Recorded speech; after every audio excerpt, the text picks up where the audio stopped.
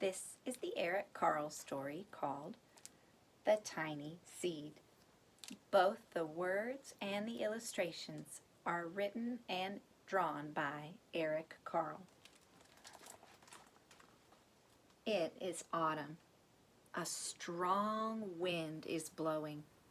It blows flower seeds high in the air and carries them far across the land. One of the seeds is tiny. It's smaller than all of the others. Will it be able to keep up with the others? And where are they all going?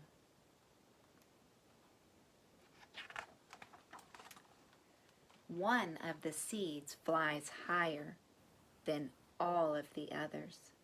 Up, up it goes. It flies too high. The sun's hot rays burn it up, but the tiny seed sails on with the others. Can you see the tiny seed? Here far in the back. And there's the one that burned.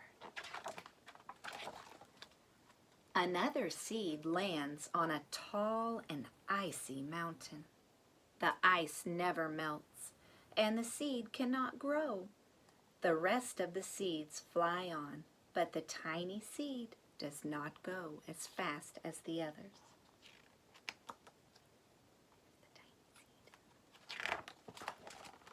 Now they fly over the ocean. One seed falls into the water and drowns. The others sail on with the wind, but the tiny seed does not go as high as the others. One seed drifts down onto the desert. It is hot and dry, and the seed cannot grow. Now the tiny seed is flying very low, but the wind pushes it on with the others. Finally, the wind stops, and the seeds fall gently down on the ground. A bird comes by and eats one seed. The tiny seed is not eaten. It is so small that the bird doesn't even see it.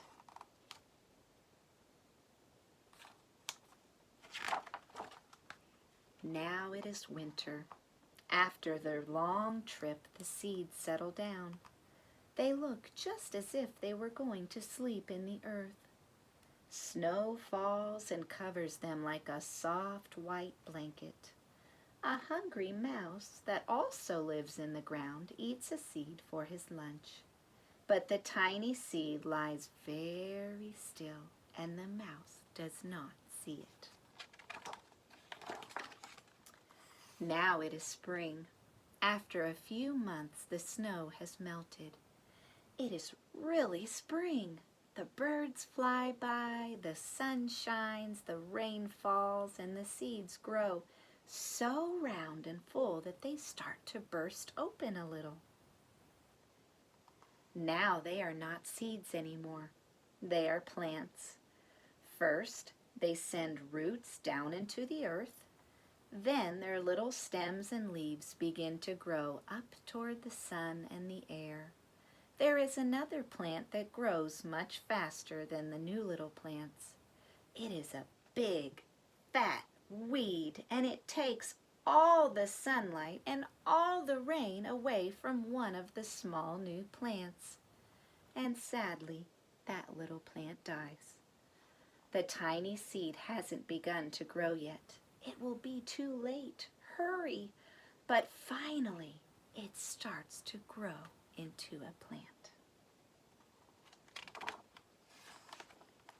The warm weather also brings the children out to play.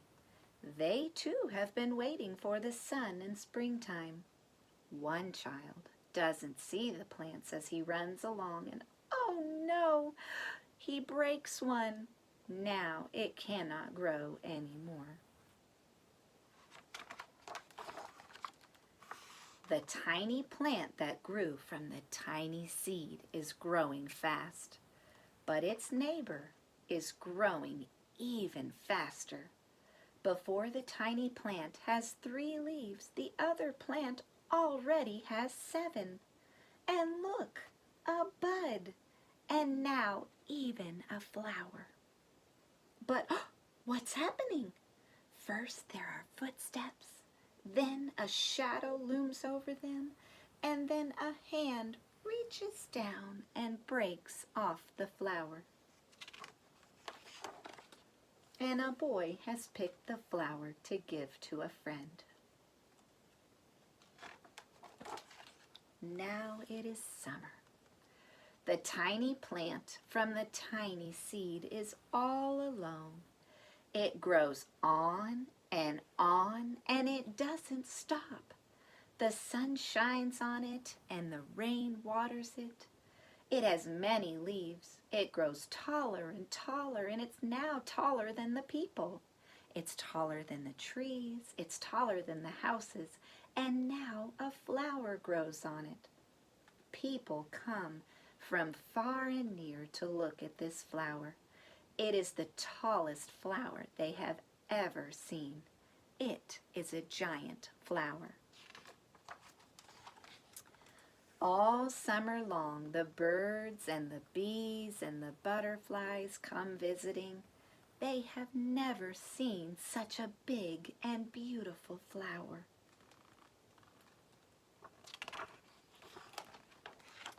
Now it is autumn again.